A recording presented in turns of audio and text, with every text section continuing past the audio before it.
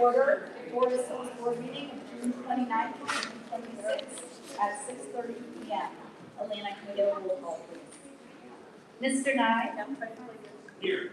Dr. Simmons? Here. Ms. Wazowski? Here. Mr. Ward? Here. Dr. Strickler? Here. Our next item is the Pledge of Allegiance. I believe we have sixth graders who are going to lead us. Bell, come down. Okay, so we're here on the other side of the steps.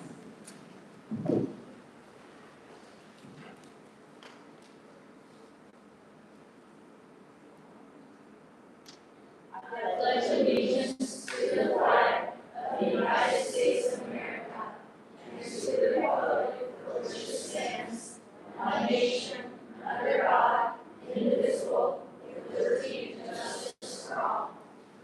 Thank you, rising seventh graders. Safety first grade, we have exit both at the bottom and top of the stairs if you need them. Can I get a motion to adopt tonight's agenda? Second. Dr. Simmons? Yes. Ms. Wazowski? Yes. Mr. Nye? Yes. Mr. Ward? Yes. Dr. Strickler? Yes.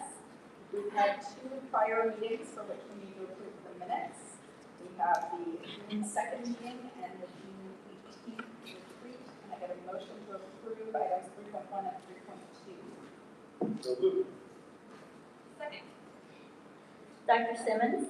Yes. Ms. Wazowski? Yes. Mr. Nye? Yes. Mr. Ward? Yes. Dr. Strickler? Yes. Next, we have village shout-outs. I know we're getting into June, schools have gone through summer vacation. Does anyone have any specific shout-outs for our villages? One, two things.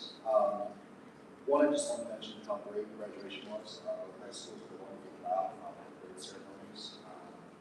I enjoyed being there, seeing all the graduates, hearing all the speeches. I did want to mention that thanks to Stanley, Mr. was unable to make it due to some circumstances, and she stepped up. Had a tough spot and delivered a great speech for our graduates. So that's all I have. I want to give a shout out to our board for rising to the challenge by issuing that we had the last board meeting that we all volunteered to take an online test about our knowledge of Ohio educational laws, school board best practices, and governance policy. And we all took the test. We all passed the test, you guys. It's very exciting news. I know. We'll give you a standing ovation later. So we have earned the recognition of the Aptitude Award from the Ohio School Board Association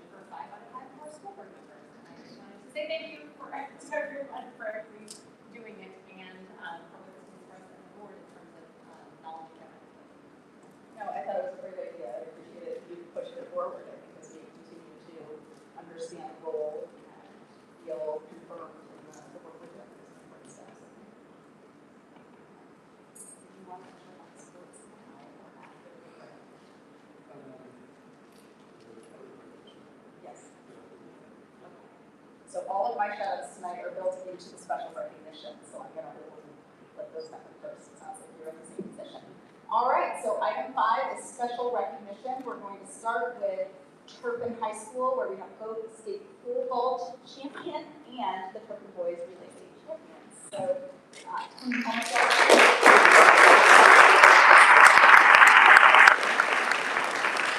Hey everybody, thank you for having us here tonight. I'd like to ask Claire Isofano to come on down.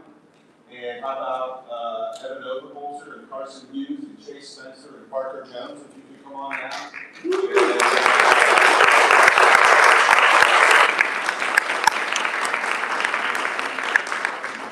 can face our nice school board members right here. I got a couple of little stories to tell really quickly. The incredible thing about the track program, I'd like to also recognize Dennis Ritchie, who's our pole vault coach. And then we have Marshall Remley, who's sitting back here, our head boys track coach, Nicole Gaskins and Megan Sullivan, who are our girls coaches that are also here. Megan actually coaches the middle distance sprinters, which is these 4 guys right here. Dennis coaches the pole vaulter. The really cool thing is we've had now 4 pole vault state champions in the last 6 years. 1 boy, and Claire here has done it 3 consecutive years. And then we've had 2 other state champions, shot put, we were state champs a couple years ago, and then this 4x4. So for Claire, I just let the cat out of the bag, but she was up here last year. This is 3 consecutive years as the highest pole vaulter in the entire state of Ohio. And she's worked really hard at it.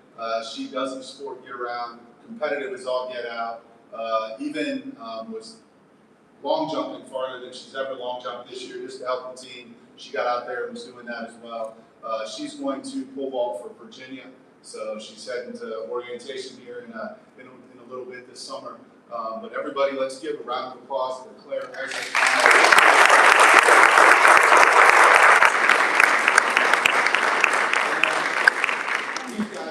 For a second, sorry. Am I also remembering correctly that Claire managed in the same day to attend and participate in graduation, get her diploma, and then go pole vault as the state champion? Yeah, you know That's what? pretty impressive. I'm very happy you brought that up, Wendy, because yeah, for the regional, so what happened on the regional, I probably am going to get this wrong, but on Wednesday was supposed to be the regional competition. And the skies opened up and it got rained out. And we were able to go on Thursday, and they asked about moving it to Thursday, and the 2 schools voted no. And so they said, okay, we're just going to do it on Friday. And on Friday, the skies opened up and it got canceled again in the regional. And if you don't participate in the regional, you can't participate in the state. And so, so they said, okay, on Friday, we're going to put it on Saturday. And this time they had no discussion, and the state said, we're going to put it on Saturday at 3. And that's when our graduation was starting at NKU. And so the boys, though, were put first. And Claire, you know, at midnight, is firing off some emails, right? Trying to figure out how are we going to do this, because, you know, great student, great kid, graduation's an important thing. She wanted to be a part of it. But she also knows if she doesn't show up, then they're not going to let her just go to state, even though she's been the state champ the last 2 years. So, so yeah, Claire and Andy Jados worked out some magic. We got her in first. She was the first person to get her diploma. Got some pictures taken, and I even heard a little story that a King's boy pole vaulter may have been taking as long a time as he could between his vaults, just to slow things down, to give her a little extra time to get to Bellbrook. And she literally showed up at Bellbrook. Everybody else was finished. They didn't let her warm up and didn't let her have a run through. And she went up in one jump and made it to state, and then was the state champion next year. Yeah, so that's Claire's story. So yeah, good job. And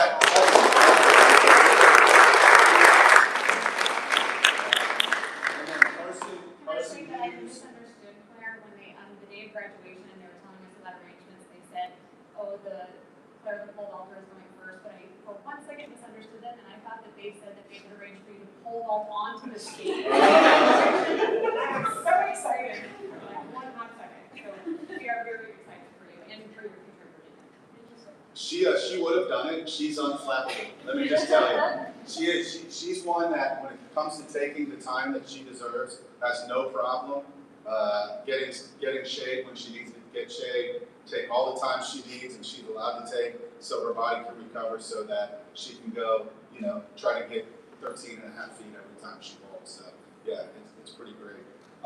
Carson Parker, Parker Jones, that's you, Parker, Chase Spencer, Evan Overholzer. And then I have one here with Beckett Blazer's name on it as well. Beck couldn't be here tonight. This crew is very interesting because they're 5 of the best competitors probably on the male side that we have in the entire school. And, Evan was a football player also. Parker and Beckett were on the soccer field going to the regionals.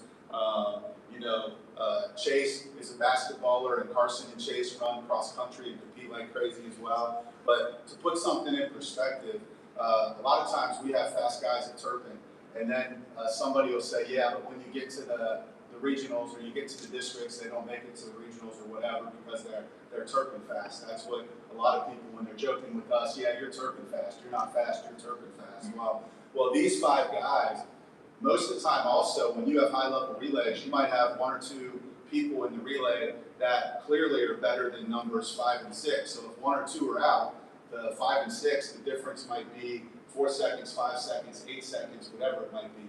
Well, I would say we might get a little argument here. Chase was the clear lead dog most of the right. He was that dude. Every time he ran, got faster and faster. And if he had a challenge and someone in front of him, he just found another gear all the time. The other 4 guys were about this far from each other on a given day.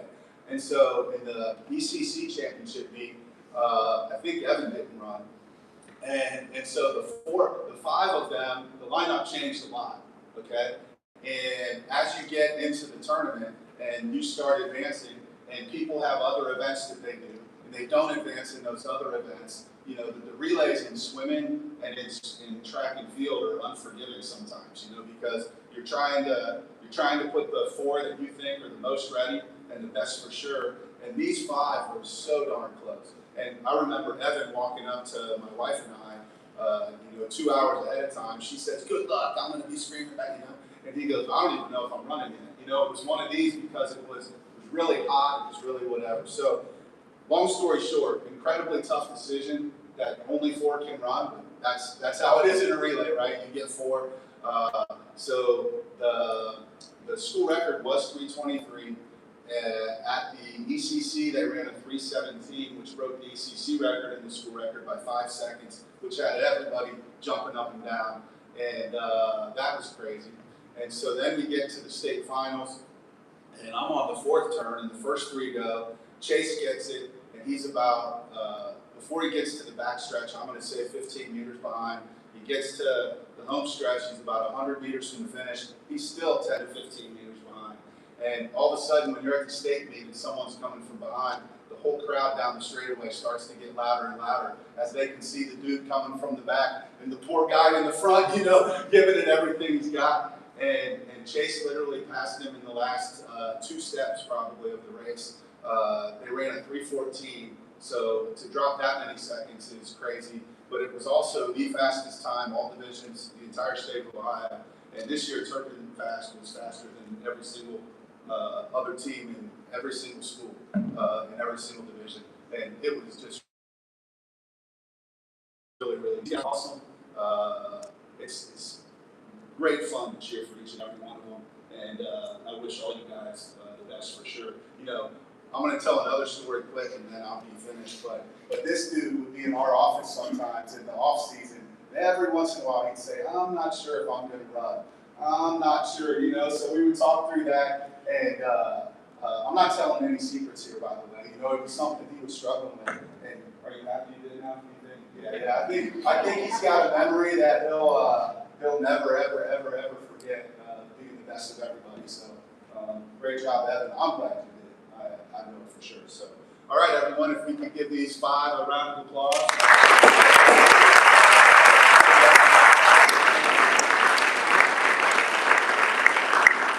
Can you stand up also, parents?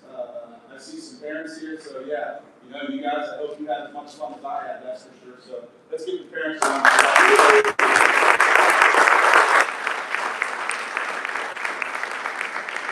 I heard the meeting attendance after this segment, unless you guys, want to lock the doors and keep me in here. So that's up to you. But, how about Claire? Why don't you head that way, and you guys can follow Claire. If you guys want to do some handshakes or whatever, that'd be great. And congratulations. So turban fast and something to do. I like it. Yeah.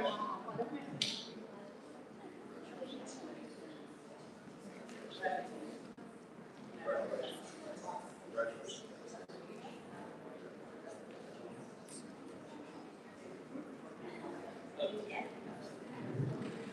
So before everybody leaves, I want to brag on Claire a little bit more. So I'm family friends with the Isapanos, and it's been a real trip just following Claire's career all the way from Naval Middle School. She started doing pole vaulting at Naval just with no experience, just on whim, thought that looked cool, and ended up in her career at Naval setting the middle school record. At Turpin, she went on to set the both outdoor school record of 13 feet 4 inches, which is 13 feet 4 inches higher than my height, and the indoor record, 13 feet 6 inches. Beyond that, though, she is a 3-time named All-Ohio, the Enquirer Field Athlete of the Year in 2025, 3-time first team All-ECC, and 3-time All-Academic ECC. She's a 4-time ECC Conference Champion, 4-time District Champion, 3-time Regional Champion, 2-time Ohio State Indoor Runner-Up, and a 3-time Ohio Outdoor State Champion, and was the Adidas Nationals Outdoor National Champion in 2025. So, you heard Tony say she's here last year as state champion, but it's more than just that. This is a career that is likely to go down as one of the most decorated in Forest Hill's history, and is a surefire trip in the whole thing. So, Claire, congratulations to everyone. Look forward to watching you.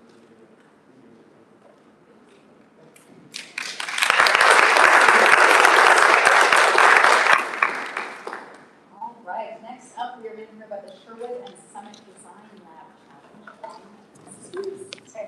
Good evening. I want to take this opportunity to share with the community a program that Forest Hill Schools at Sherwood and Summit are currently involved in, and I brought a few of the representatives who participated. Design Lab is a free in-school educational program that introduces architecture, engineering, construction, and design to students in grades kindergarten through 8th grade. It has grown to reach over 2,000 students each year, and is an important way to inspire our next generation of builders. This year and the past 2 years, we've also been fortunate at Sherwood Elementary to have a Forest Hills alumni, Riley Doan, from Burgess and Michael, who volunteers and puts in many hours teaching the students, as well as a volunteer architect at Summit. And this year, at the Design Lab citywide competition, what I'm going to share this evening are the students who were able to move forward from the local community and participated and presented at Newport on the Levee to professionals in the field.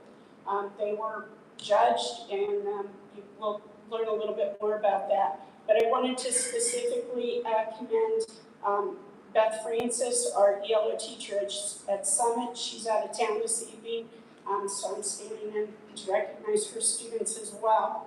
I'll start with Sherwood since we do things alphabetically. At Sherwood, 6th grade, we had Kayla Jackson, Amelia Brown, Abigail Rizzo, Conley Rizzo, Lila Fain, and Ella Biederman.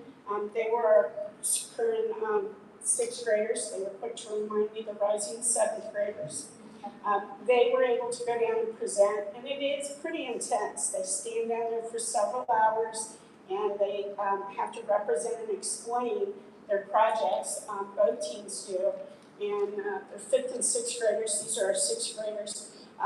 They have to explain the creative thinking process, the collaboration that they did. They have to explain the client, which is a creative process. They have to choose the client. It can be imaginary or real.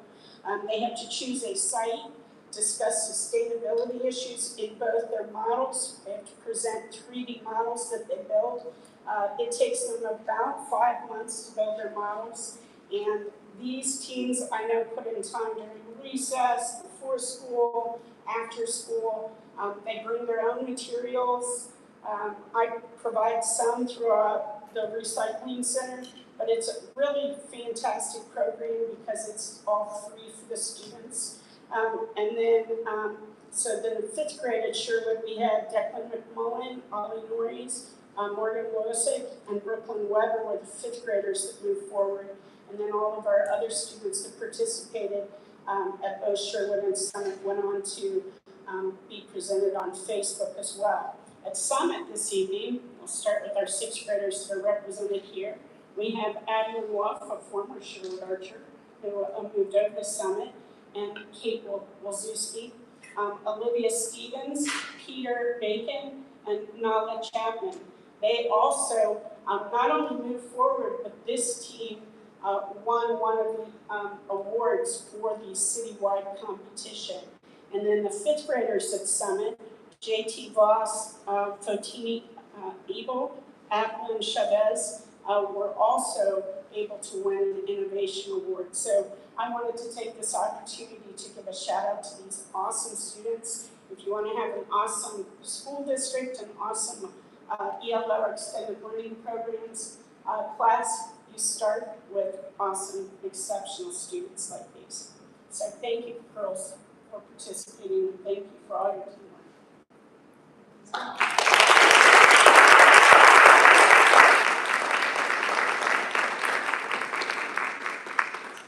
don't want to put anyone on the spot, but does anyone have a favorite memory from the event or something that really stood out to you? If not, that's okay. It can either be a favorite memory or it can be something that you overcame. So during our Get closer to the mic for me. So during the process of doing design lab, somebody brought in googly eyes, and we had to basically take them away from Peter because he kept on stealing them. So I used to say to my son, it's a tool, not a toy. The googly eyes were meant to be a tool, not a toy.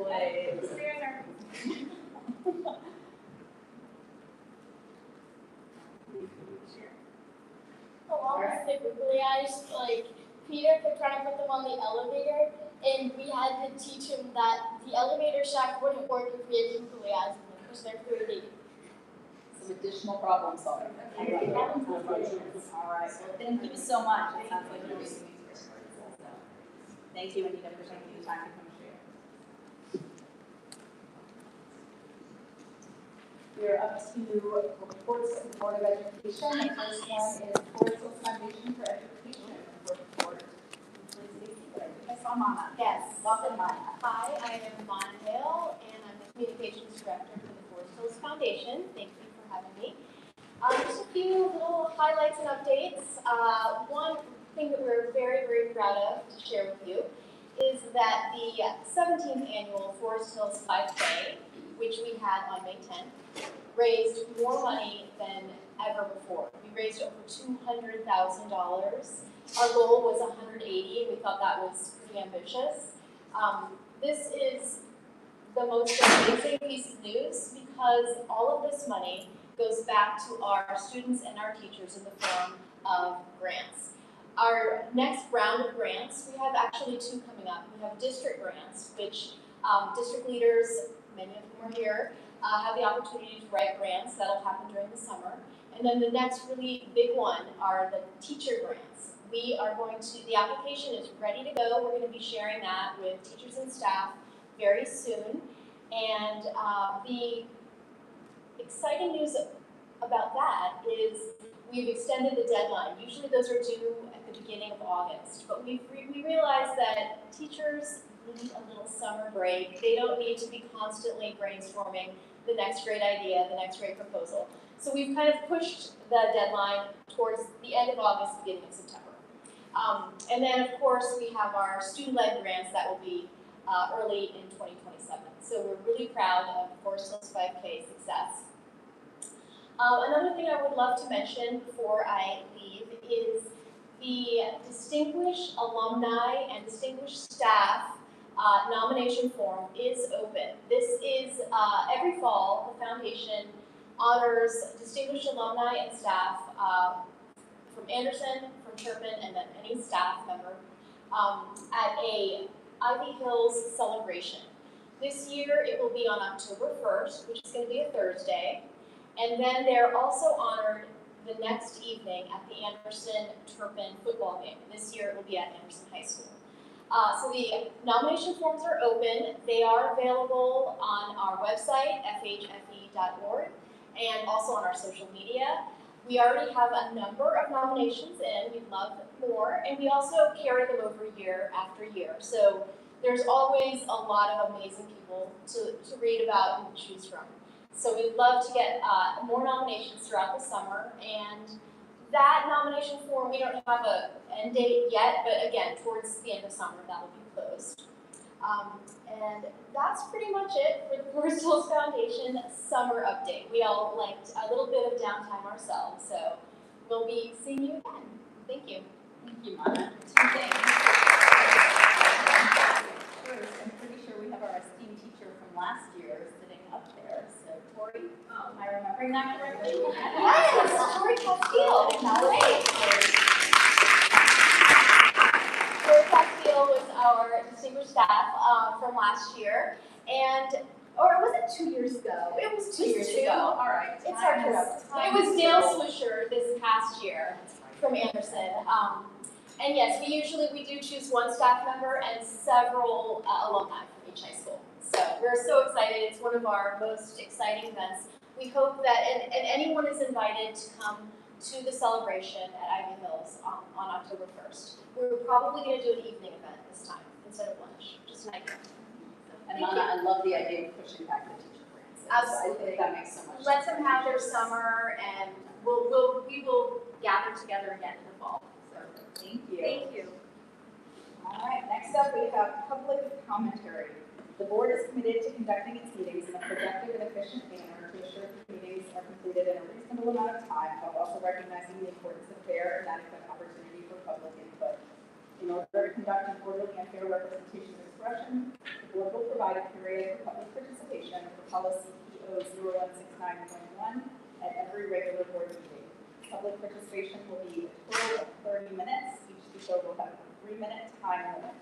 The board does not discriminate based on the individual content of speech or viewpoint of the speaker. If several people wish to speak on the same topic, the time limit may be adjusted at the president's discretion. Speakers should be prepared to respond to questions from the board members seeking to clarify the issue. However, as a general rule, board members are not responding to public participation. We're just taking this as an opportunity to listen. First up tonight, we have Tara Lodenberger, and on deck we have Doug Peary.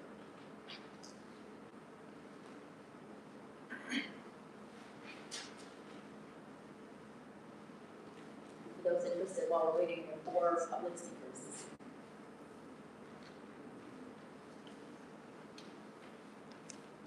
Is this the microphone? Yes, so you kind of have to lean in. Fancy. Yeah, what's it called, a hockey mic or something? Pop-up mic. So yeah, that's my sports mic. Okay, well, good evening, board members. Tara Lodenberger, 2768 Senate Court. Good evening, board members, district administration, and community members. I am obviously here tonight, again, to speak about the Anderson High School pool. During the June 2nd meeting, it became apparent that board members were discussing the possibility of filling in the Anderson High School pool. My concern as an alumni, community member, parent, is that the decision is to permanently close and fill in the Anderson High School pool appears to be moving forward before a replacement plan has been established. I understand that conversations are taking place between the school district, township, and parks regarding a potential community aquatic center. However, I am concerned that a decision to eliminate an existing aquatic facility is being considered before any concrete plans, commitments, funding, or timelines for a replacement have been finalized. Once the Anderson High School pool is filled in, that decision cannot be undone. If plans for a future aquatic center are delayed, changed, or ultimately do not come to fruition, which is honestly my concern, our community will have permanently lost a valuable resource. I respectfully ask the board to ensure that a clear and viable replacement plan is in place before any irreversible decisions regarding the pool are made. Our students, families, swimmers, and community members deserve confidence that aquatic facilities will continue to exist in Anderson for future generations. In regard to the statement made by district administration that schools and pools don't mix, I respectfully disagree wholeheartedly. Schools and pools do mix, and they have for generations. School pools are classrooms without desks, and I like that one. As an educator, I think that's great. They teach discipline, perseverance, teamwork, safety, goal setting, and lifelong wellness. They provide opportunities for students to compete, learn life-saving skills, and represent their school with pride. A week or so ago, I had an opportunity to talk to a coach who coached Anderson High School swim team in 1972. He shared with me how much the pool was used. He shared with me not only did he coach athletes, but he also instructed safety, water safety classes. He shared with me that the Anderson High School pool was used 11 months of the year. The only month that wasn't used was August. So it was an interesting conversation, one that I really, truly enjoyed. As a former swimmer, parent, and community member, I have seen firsthand the positive impact that aquatic facilities can have on students. The pool is not separate from the educational mission of the district, it is an extension of it, and I firmly believe that. If schools and pools truly did not mix, districts across Ohio and the nation will not continue to invest in aquatic facilities and programs. The question should not be whether schools and pools belong together, the question should be how can we preserve and strengthen our aquatic facilities for current and future students in our community. I stand up here, I have students in this district. They'll never see that new facility. I know that. I'm fighting for the past, I'm fighting for the current present, and I'm fighting for the future that probably won't even involve my own kids. Thank you for your time. Done. Favors. Can you state my address? I see on here it says you're a non-resident. Could you just share your association with Forest Hill School District or your connection? Yes, I am not a resident. In fact, in 2015, my wife and I decided to move our family out of Forest Hill School District into Cincinnati Public Schools so our kids can attend Warren Hills. I do have deep roots to Forest Hills. I attended schools, Maddox, Sherwood, Anderson Middle, Anderson High School, graduated Anderson High School in '81. My mother was president of the board of the school board, Phyllis Layton Perry, in the 70s and 80s. And then my father used a lot of P&G techniques from sales training at P&G to help with bond levies throughout that, helping to pay for Sherwood, Dare, Turpin Middle, and Turpin High. I think other people that are smarter and more articulate than me can talk about the history of the swimming program, but I'd like to talk about how the Anderson pool changed my life. The summer of 1979, I was in the band, and I just finished my Eagle Scout badge, and I was at Camp Bernstein on a summer evening, not too much different than this. We didn't have any desks, it was just a screened-in hut for band camp, and a couple of my roommates were getting up in the morning early to swim, and they had cleared with the band director and also with the camp staff that they could catch up on some water polo training. They were missing water at band camp, so they were swimming and tossing the ball around. From there, I decided that was a really good idea to get up in the morning, pretty sweaty after a hot rain in the tent, for the cabins. I joined the water polo team. Later that year, I joined the swim team. At the end of the swim season that year, I was actually the anchor on the state 4x100 free relay. The varsity lettering from that helped me earn a Navy ROTC scholarship to Ohio State, and also provided the lifeguard member at Anderson helping with the summer job coming while I was doing a lot of ROTC things during the summer. It was very, very helpful. While in flight school, the water survival training I had to go through was very difficult, including mild swim and flight suit routes. We also did a lot of there's a dilbert dumper and helicopter egress training, which turns you upside down with the water strapped in and you have to get out. The training I had in water polo, holding a metal folding chair above my head while treading water, and also the tip I got from my best friend Jeff Raker about humming during float turns, all came in very handy during that water survival training. Setting and attaining individual goals. It was a huge step for me in swimming. Some of my best friends still today are from my time on Anderson swim team. Things I'd like you to consider are what kind of doors are you closing for the students in Anderson by closing the doors to the pool? Also, how many students will leave Forest Hills to attend St. X, Walnut Hills, St. Ursula? Adequate swimming programs. And then last, how long until the situation is rectified? Like Tara said, how many years down the road do you really expect the community pool to come in and take the place of Anderson? Thank you for your time. Next up, we have Bruce Furno, followed by Natalie Hastings.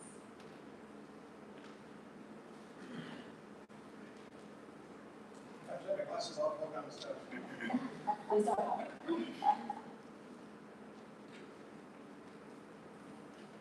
Good evening, my name is Bruce Furno. I've been an Anderson Township taxpayer for almost 35 years, and even though I sent my 3 children to Catholic schools, I voted for every Forest Hills School District tax levy except 2, and I voted for all 4 of the new board members the past year.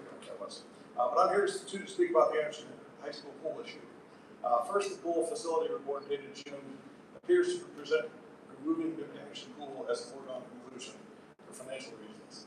But I question their repair estimates. The Forest Hills Swim Club on 8 Mile Road just had its 60-year-old pool completely removed, completely new pool built, with expanded footprint and a deeper diving well, including all new pumps, heating equipment for less than $1.5 million. Jason might know that, he's a member there. Furthermore, the cost estimates on December 19th, 2019, Shamrock Pool sent an email to John Eckert presenting observations, requirements, recommendations, and budgets. The Anderson High School pool and completely fix it. That totaled $592,362. If you inflation adjust that for the construction industry, year-over-year inflation cited in the page 7 of your report, that equates to $1,313,10.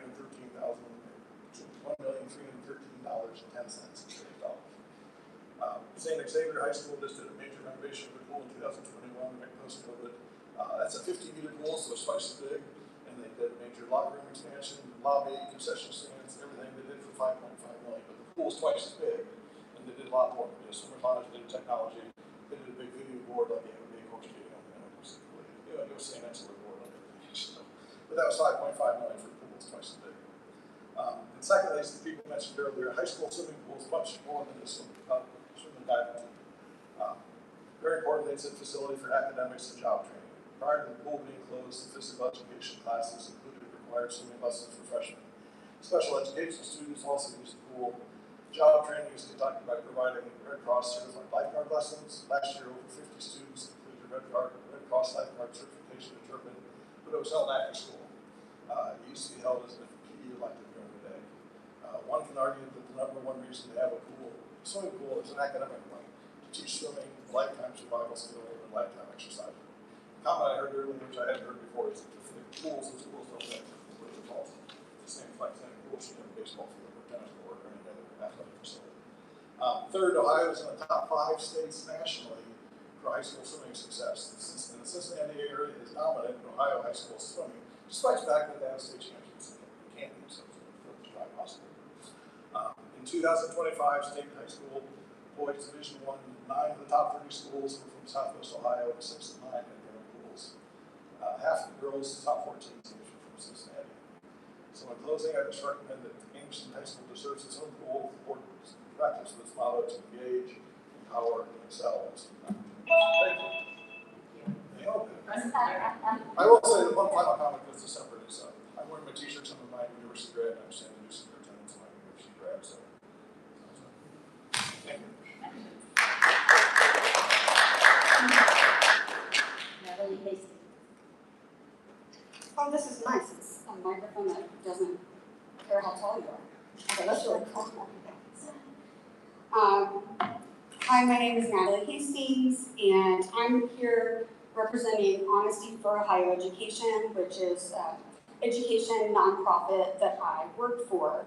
And I wanted to make you aware that in early June, we launched the Voucher Accountability Project. And as part of that project, we're taking a look at the effect of universal vouchers. And what that means is 97% of Forest Hill students who take vouchers to private schools do not qualify as low income, for example. So looking at some correlations between state funding for private schools and state funding to local districts. And then the various other things that are effective in that mix. So for example, Forest Hills, the state share of spending, so how much we spend, the amount that the state provides, we get about $800 per student. And that's basically the minimum voucher you can get, even if you make like $500,000 a year. Meanwhile, if you are low income, they will give up to $8,000 per student. And I thought that was relevant today because since 1997, Ohio has gone from 32nd in how much they spend to 42nd out of all states in how much they spend. And I think about, in 1997, probably the Anderson High School swim team was a lot more active, and we were getting a lot more money from the state back then than we do now. And additionally, just today, some parents of Walnut Hills shared that they are having to cut a lot of athletics programs, including most of their athletics directors other than one. Nearly all of the junior high athletics, swimming and diving was one. And I didn't have time to look at all of it, but we, as part of our phase 2 with our voucher project, we are looking at the impact of funding diverted to private schools and just the lack of funding to public schools, and how that is affecting transportation costs, athletics and other extracurricular opportunities, and then pay-to-play fees, because we're seeing that go up a lot of places. So we're happy to get feedback from everyone on those things. But in the case of Walnut Hills, they said a lot of parents are choosing to leave. So sort of what the one speaker, I think it was Bruce, said, that some people are choosing to go to private schools for sports because Walnut can't offer them anymore. And I just want to bring this back to the comprehensive picture of there are a lot of dynamics that are going into why the state of schools are how they are today and funding. Not that, vouchers alone doesn't cause, school funding issues, but it is one of the causes. So vouchersaren'tfree.org is the website where you can learn more. Thank you.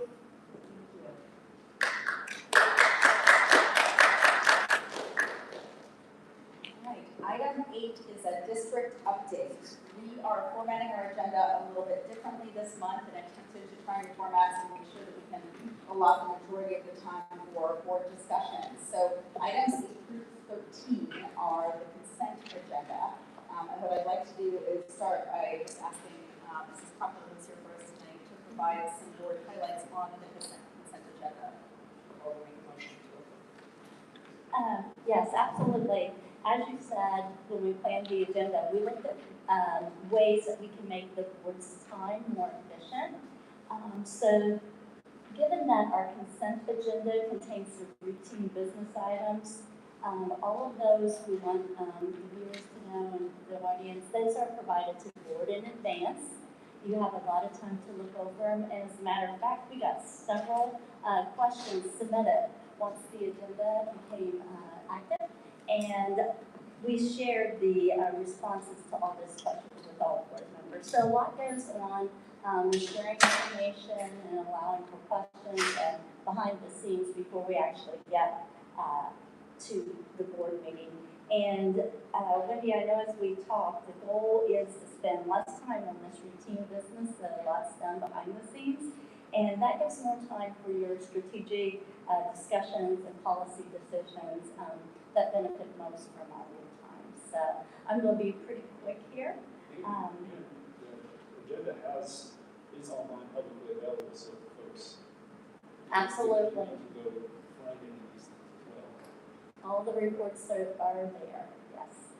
So starting with human resources, Mr. Fellows wanted to make sure that I said a welcome to Shannon Henderson. So welcome. I hear she joined us last year as a teacher at Nagel, but she comes with many more years of experience.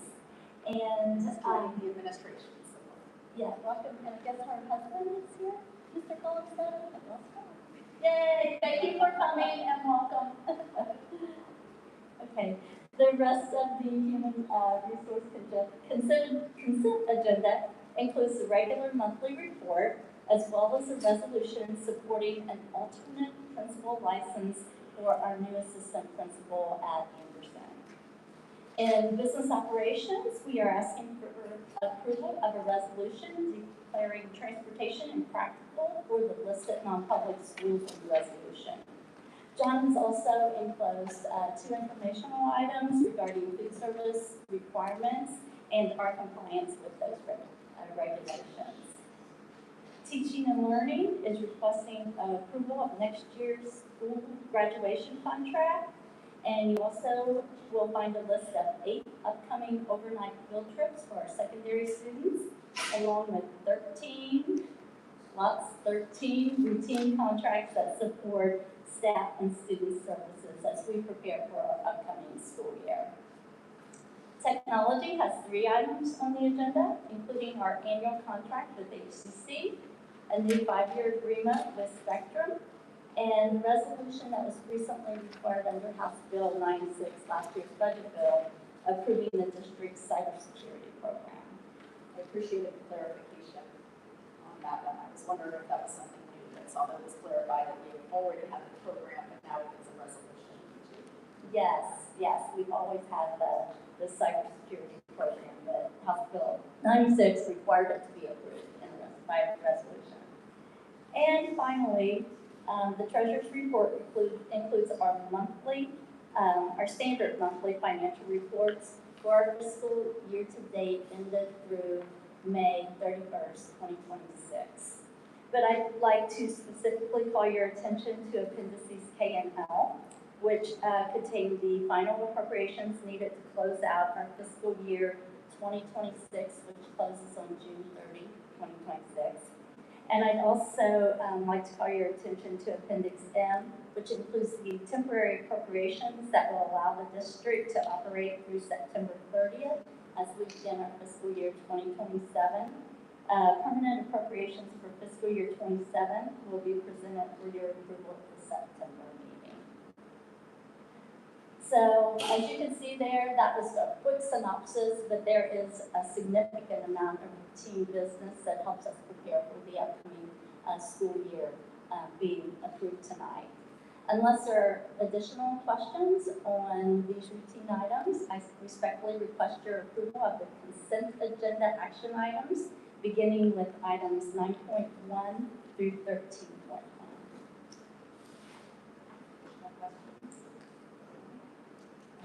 I guess I want to just clarify for the community, every year we do this resolution declaring impractical transportation. This is consistent with ORC that the local district is responsible for busing all students in the district, whether or not they go to our local public schools or not. So these students go to private schools, charter schools outside of our district. And so in situations where that busing is impractical, to get there, small number of students go there, resources, we pay the gas mileage to their families to offset the cost of transportation to the school. So that's what that resolution is about. Yeah, that's an important clarification that we do provide a payment to the parents to make up for the fact that we do not provide that transportation because it's not fiscally responsible for us to do so. That's one thing. And then the other clarification is just on the 11.6, that was the Educational Service Center contract services for IHM. We're not paying for that. What's the term you use with the we get money for IHM to act as their fiscal agent. Yeah, so we get state money as well as federal money through federal grants. That money is not available for us to use, where they turn it down or if they don't use it. So if the non-public schools within our district's geographical boundaries get to choose whether or not they like for the public school to be their fiscal agent. And in this case, IHM has chosen for us to continue as fiscal agent. So you see that $476,000 number. That's not our funds, they're the IHM. Right. It's just being routed through our district and then going. Yes. Can I get a motion to approve items 9.1 through 13.1 on the agenda? So Mr. Nye? Yes. Dr. Simmons? Yes. Ms. Wazowski? Yes. Mr. Ward? Yes. Dr. Strickler? Yes. All right, item 14, committee reports. Policy committee is back for a month to, so let's see, say anything about our, Yes. So as a reminder, the policy committee met in April to go line by line through the policies that were recommended to us to update, mostly to comply with new laws and regulations that come out of the state and federal level. Jeff and I are the two board members on that committee. We met in April, and then we read those at the last board meeting in May. yeah, So the summary was given then, they've been available on Board Docs since then, and this is now the second reading. So I'll pause to see if there are any questions or comments. We've gotten none that I know of since the last one that were not already addressed, since the last board meeting. So it is, as a reminder, around 20 policy updates. They include things like transportation, procurement, financial processing, some on the academics, including the age for kindergarten starting, and student records and money for scholarship, and then updating some of the definitions in our AI policy, which is required by law to happen before July 1st. So all of those were summarized at the last board meeting by Jeff, and were covered in the committee meeting that happened in April. Does anyone have additional questions or comments on any of the policies that we are covering? so my observation about these was there under a legal requirement of changing the dates for kindergarten entry and the direct admittance requirements coming from the state, and or there are small amount changes. Yes. Like school building to just building, those kind of things. Yeah. So here we're revising 20 policies, a lot of this. So for the benefit of the community, we work with an organization called the and this is what they do, is keep an eye on the regulations to make sure that Sparkstone is always up to date on all of its requirements and all its governance. So these policy updates are to part of that. One comment, at the June 2nd meeting, give or take, whatever it was, earlier this month, we had some discussion as a board about updating the public comment policy. That is not reflected in here because we didn't then publish that for the meeting. So we need to talk with Neil about how they update that. I didn't think followed all the time. So that's not in here. We'll go to that future one. We'll publish it for the public to view in the future. We can have it back. It's probably not July. I guess that meeting was already recorded, but out of transparency for those listening and wondering, the way the policy is currently written is that we'll have public commentary at every regular meeting. Our work sessions, which are this year in between meetings, technically count as a regular meeting, even though it was largely an opportunity for board updates and discussion. So we talked about whether it made sense to clarify that language to continue public discussion at these main meetings, but not in the interim meetings. We do not have a lot of public showing up for discussion, so it should not be a change for anyone in the community, but just to try to make sure that our practices align with the policies. We're working on this.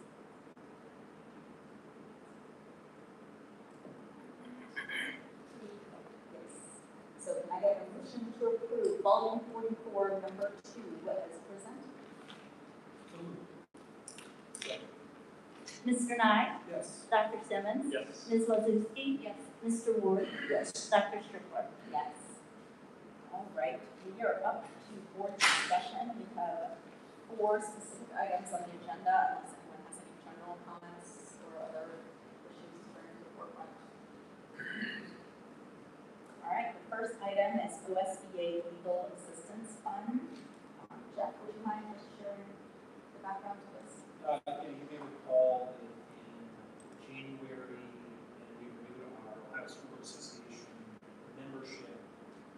One of the items we specifically discussed, asked about, and voted on, was join the Legal Assistance Fund.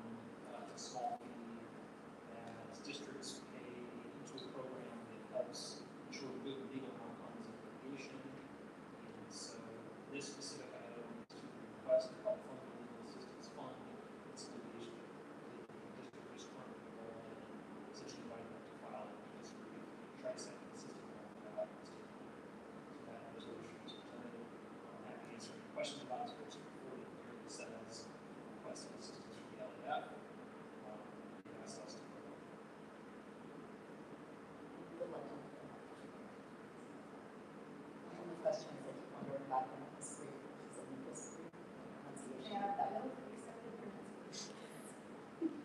been a lot of legal conversations.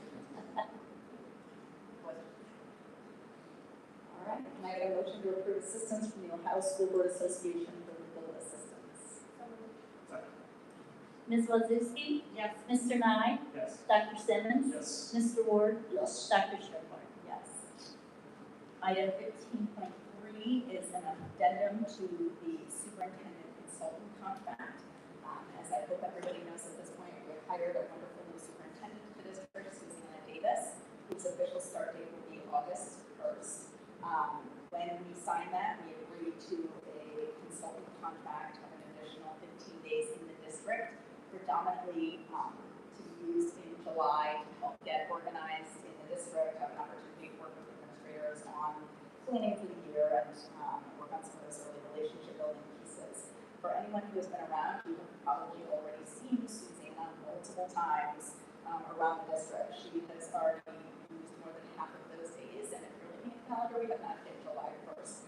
So we have an addendum to add an additional 8 days to that contract to bring it to a total of 23 possible days in the district to allow her to do this initial work, to be ready to lead. And I would very much be in favor of this, as I think Susanna is already stepping up to the plate to learn about the district, and taking every opportunity to be in meetings, to engage with our community and our staff here. So if barring any questions or conversations, I would move to approve the addendum to the superintendent consultant agreement for Susanna Davis as presented. I would just add, before we vote, this is something you and I concluded we came to independently. I said, boy, Susanna's been here a lot, and I said, is that the right number of days? And you said, I'm already talking to her about that. She's been great so far. She's participating in meetings and events and so on. We're very glad to have her. So this is great to make sure she's compensated for the time. She clearly does what we need. Yes. Right.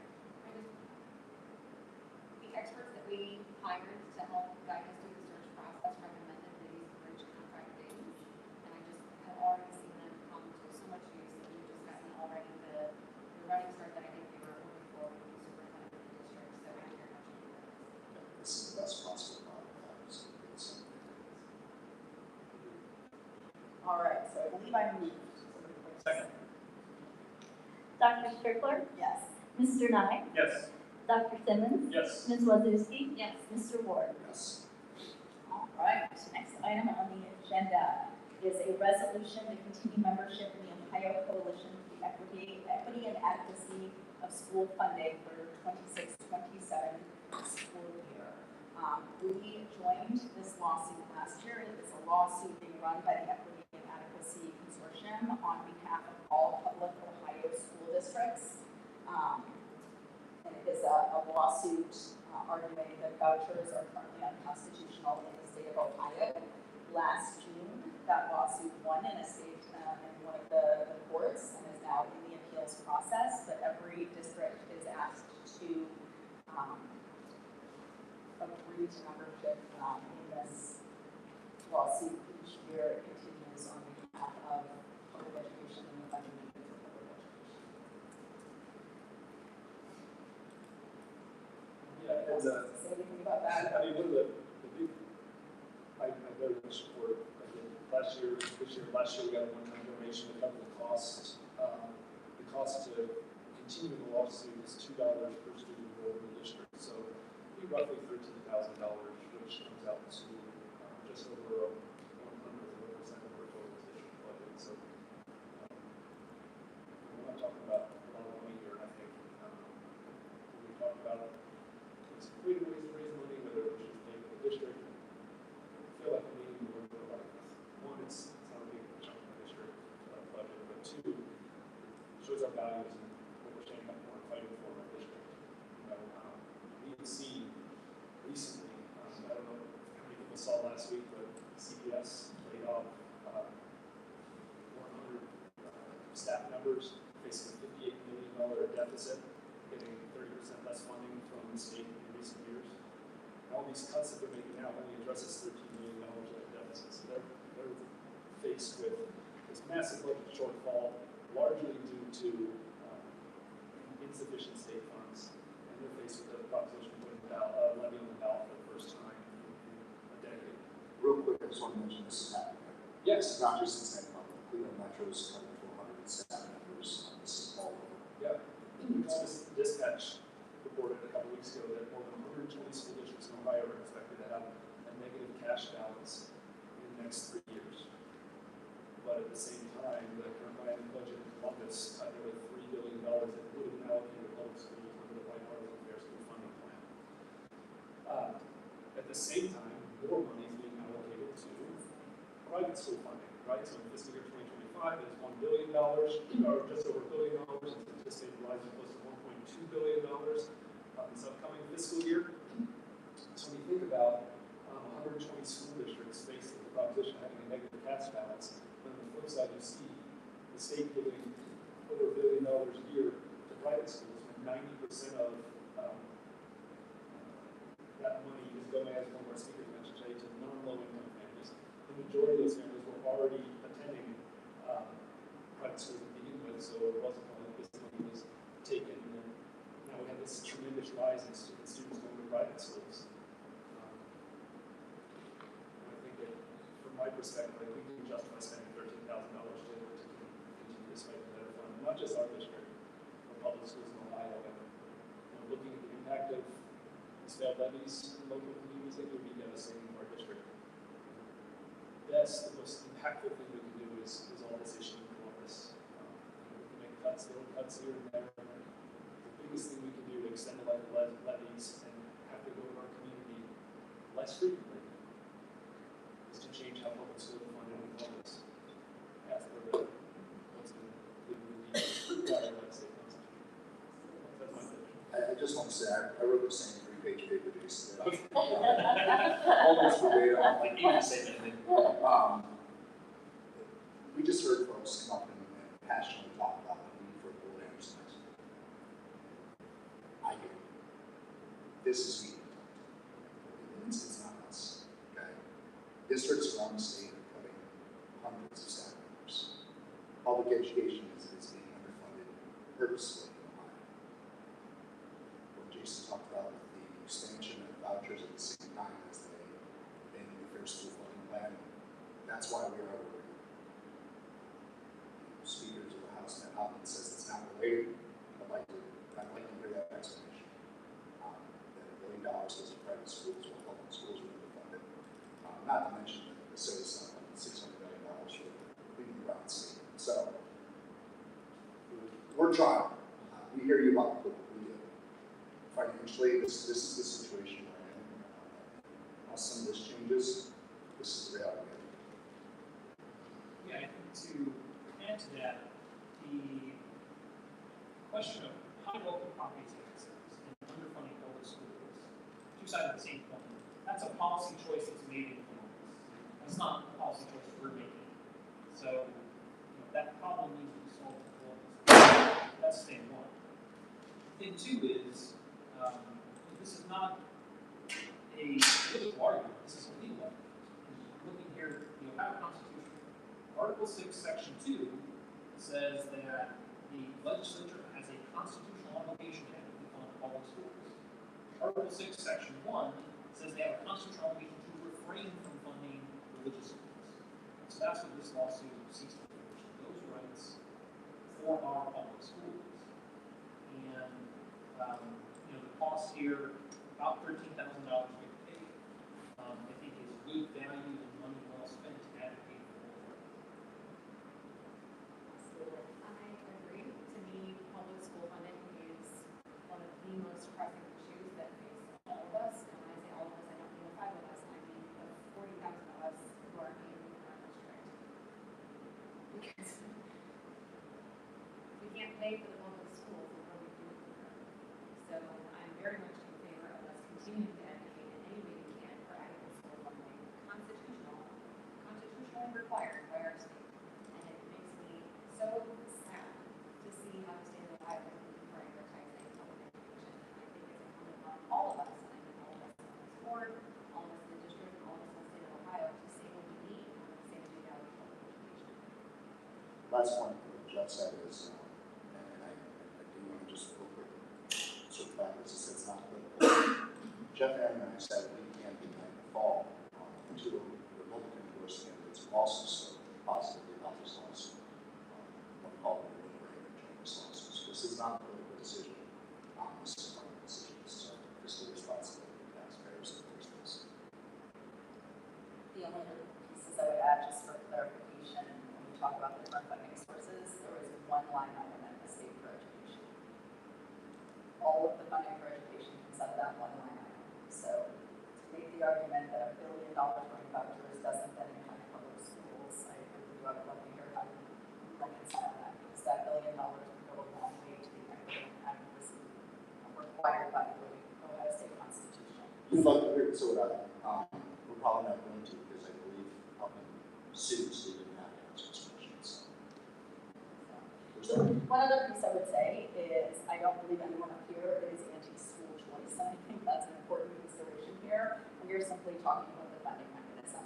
Every parent should have a right to consider the school that is right for their child, whether that be because of a religious association or a desire for private school. Those are certainly absolutely still options.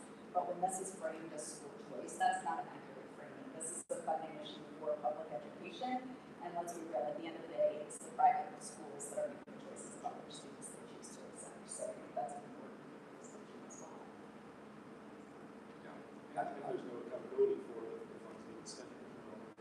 Taxpayer funds being spent. There's no requirement to meet the same education standards or reporting of the requirements that may not have is based on the budget. For us, from the outside. I believe our state senator introduced a bill to try to get some accountability to private schools, which is obviously not going to be.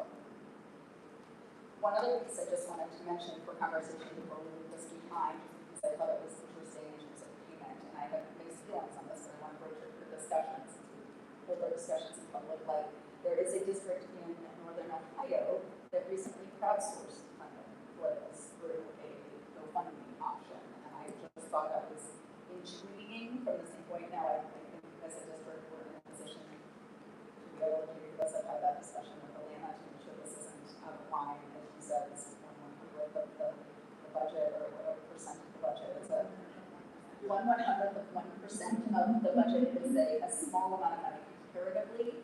However, I found myself torn from the perspective of, do we go to those who we know support this and understand the background, or do we as a district decide this is part of the price of doing business right now as a public school district to advocate on behalf of our students and all public school students. So just wanted to open that up for any thoughts or discussion on that in terms of if we vote yes, how we would guide it. I personally would, I appreciate Ann donating money, and I truly do, but I think this is something we should have to donate. This is the cost of doing business public schools in Ohio. I'm hoping to keep anything cost control that I'll support it. That's personal. Yeah, I tend to agree. Honestly, the community has a little bit supportive of the school district financially, so majority of this, the cost of doing this. And Attempting to protect our money. sure, I get it. Yeah. We've had over 300,000 donated this year. Is that right? 300,000. Yes, yeah. We're talking peanuts. I mean, it's not peanuts, it's a lot of money, but it's $100 million.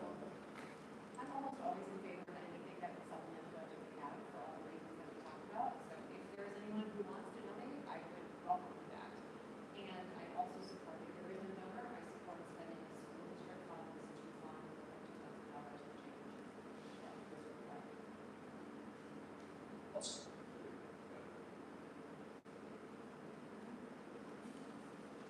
There is no further discussion.